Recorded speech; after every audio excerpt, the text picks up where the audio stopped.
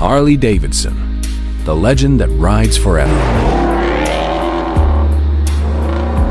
It all began in 1903 in a tiny wooden shed in Milwaukee, Wisconsin. William Harley and the Davidson brothers dreamed of building a machine that could move faster, go farther, and set people free. Their first motorcycle was small, but it carried a big dream.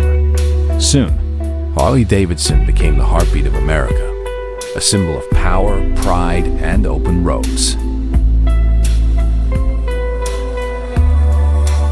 When war came, Harley motorcycles went to battle. They carried soldiers through mud, smoke, and fire, proving their toughness and reliability. After the war, freedom called again. Veterans returned home and turned their war machines into expressions of art, cutting, shaping, and painting them into unique creations. The age of custom motorcycles had begun.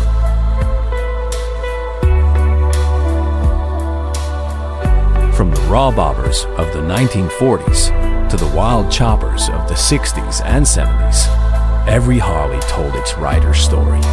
No two bikes were ever the same. The rumble of that V-twin engine became the sound of rebellion and individuality.